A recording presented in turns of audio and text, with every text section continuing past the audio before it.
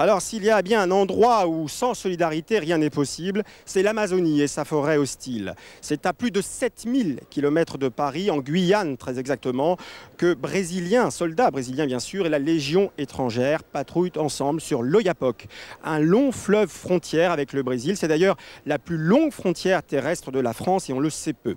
Alors comment ces soldats collaborent-ils? Avec quelle mission? Avec quel objectif? C'est ce qu'ont voulu savoir Zindine Boudaoud et Gilles Jacquet qui ont accompagné ces soldats de l'extrême. Les pirogues de la Légion étrangère remontent à plein gaz l'Oyapock, fleuve frontière entre la Guyane française et le Brésil. Cette fois, les bérets verts de la Légion font en route commune avec l'armée brésilienne. Tous les 2 ans, les soldats des 2 pays patrouillent ensemble, 400 km de navigation, puis 10 jours de marche en forêt. On essaie d'organiser une patrouille mixte entre l'armée française et l'armée brésilienne sur cette frontière. Ça permet quand même de montrer aux gens sur place que les 2 armées travaillent la main dans la main. Le fleuve est un point de passage pour les clandestins brésiliens attirés par l'or de la Guyane. La présence militaire est censée dissuader ces chercheurs d'or souvent sans foi ni loi. Camopi, dernier bastion de la Légion étrangère avant la forêt profonde. Les Français vont passer la nuit ici, les Brésiliens sur leur sol, de l'autre côté du fleuve. Le lieutenant Alix Esmiro, chef de la section française, fait la traversée. Il part visiter le campement brésilien. Ça permet de voir la population qui est juste en face de chez nous, il y a quoi, 100 mètres. Et ça permet de découvrir, de connaître. Là en plus on va avoir des nouvelles façons de travailler.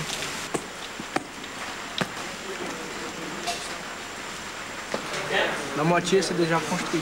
Ok, il reste encore la moitié à faire. La fin du mois qu'il a dit. L'armée brésilienne construit un camp bientôt opérationnel. Des troupes stationneront juste en face des Français de Camopi. C'est la seule région du monde où les 2 armées coopèrent régulièrement. Pour le Brésil, cette mission avec la Légion étrangère est très importante. Pour nous, cet échange avec les Français est une bonne manière d'apprendre d'autres façons de travailler. Sur cette frontière, la coopération est vitale. La patrouille n'est pas sans risque. Certains orpailleurs sont prêts à tout pour protéger leur or. Demain, il faudra être vigilant. 15 caporal chef, caporal légionnaire, à vos ordres, mon lieutenant. Un petit point au niveau des règles d'engagement. S'il n'y a pas de légitime défense, on ne tire pas. Soit on tire du côté français sur les Français. Donc on reste à la légitime défense et on fait en sorte que la section brésilienne, elle ne soit pas mêlée à l'affaire. Soit on tire sur la section brésilienne. On les aide, toujours pareil, légitime défense, et on essaye de les dégager le plus vite possible. Section. Aujourd'hui, on continue un pirogue. On a environ une dizaine d'heures, comme il a dit le lieutenant. Selon le courant, il voit ici, il n'y a pas d'obstacle sur le fleuve. La saison des pluies. La météo se dégrade vite. Après 10 heures de navigation, pas de chercheurs d'or, mais à l'horizon, un obstacle redouté, les rapides de 3 sauts. La mission franco-brésilienne va devoir faire face à sa première difficulté. Pour la population locale, des Amérindiens, des Wayapi, le spectacle est rare. En dehors des militaires, peu d'Occidentaux parviennent jusqu'ici. Pour les soldats, l'épreuve commence vraiment. On va décharger tout, on va le porter jusqu'en haut et on reprend. Et après, on va tirer les pirogues. On va tirer le plus. Ça pose un problème, c'est difficile, c'est compliqué. J'espère que non, mais je crois que oui. Pied à terre donc, les militaires débarquent tout leur matériel. Il faut alléger au maximum les pirogues pour leur faire franchir les rapides à la force des bras. Les autorités préservent les Wayapi à la merci du moindre virus venant de l'extérieur. Pour protéger leur santé, le contact avec eux est limité, voire interdit.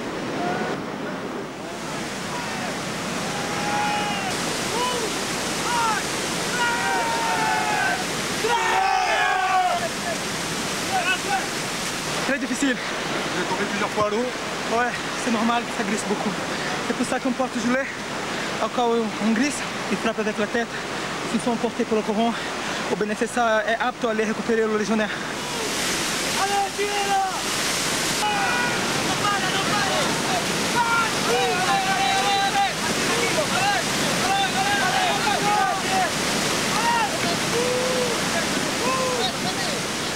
Après 2 heures d'effort, les soldats ont eu raison des tumultes du fleuve. Là, on voit la cohésion de la Légion, la cohésion de l'armée brésilienne. Et ensemble, on fait la force. Comme vous voyez, la pirogue fait 2600 kg vis-à-vis de la vitesse dans laquelle on a fait passer. Pour accomplir ce type de mission, il faut d'abord apprendre à survivre en forêt. Le camp Regina est là pour ça.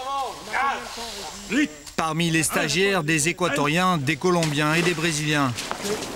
Ils ont pour maître des instructeurs de la Légion étrangère. Pour eux, franchir les obstacles est un jeu d'enfant. Pour les stagiaires, parfois, c'est un calvaire.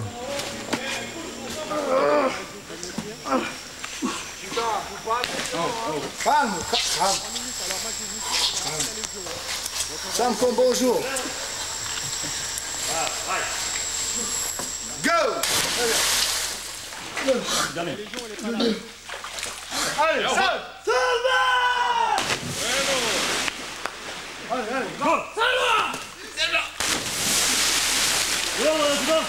L'accident aurait pu être plus grave, mais ce sous-officier ira au bout de ses forces pour finir son parcours.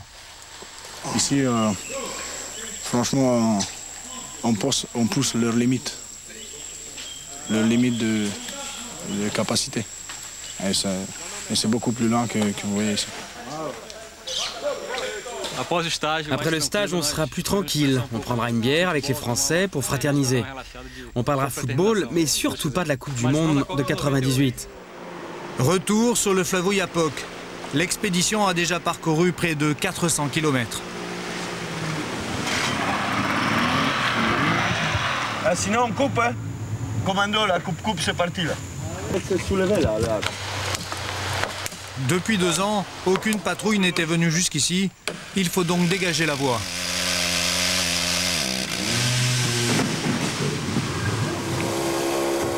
Le soleil va bientôt se coucher. Il faut penser au bivouac. Ici, il y a un petit berge, c'est bon là. C'est bon, c'est nickel. En 20 minutes, le décor change. Le camp est installé pour la nuit. Les moments de détente sont rares en forêt. Un brin de toilette dans l'Oyapock n'est pas du luxe. Là, je lave mon vêtement parce qu'en forêt, c'est très important avoir le tenue propre pour éviter les maladies de la peau et avoir des boutons. Voilà, hygiène. On essaie de garder l'hygiène un maximum. Dans l'humidité, au milieu des moustiques, des araignées et parfois même des serpents, la soirée débute. Vous chantez ou pas? Les hommes font un peu plus connaissance. Ils ont déjà passé 5 jours ensemble. Tu veux du sel, du poivre? La nuit, les langues se délient beaucoup plus facilement. Là, tu as un truc méchant, je t'explique. Bah, on peut parler de tout. On peut parler de nos copines, des copines qu'on aura dans 2 mois, de tout et de rien, quoi. Que pendant les horaires de travail, on parle que de travail, il y a une hiérarchie à respecter. Le sergent-chef Richter est venu de Pologne il y a 7 ans pour s'engager dans la Légion. Seule information sur son passé, il était cuisinier. On voyage beaucoup, on voit beaucoup de pays, on fait des trucs extraordinaires, lesquels on ne peut jamais faire ailleurs. Qu'est-ce qui a fait qu'à un moment donné de votre vie, vous avez décidé de rentrer dans la Légion? Il y a un événement sans doute qui s'est passé dans votre vie qui pourquoi vous dites sans doute? Pourquoi vous dites sans doute? Non, il n'y avait rien qui se passait. Il n'y a rien qui se passait avant.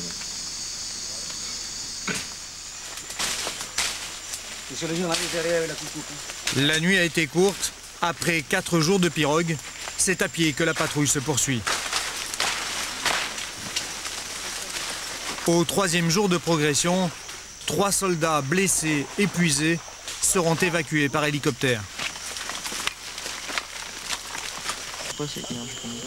L'objectif se situe 35 km plus loin, au beau milieu de la forêt. Encore 7 jours de marche et les relations entre les 2 armées se seront renforcées.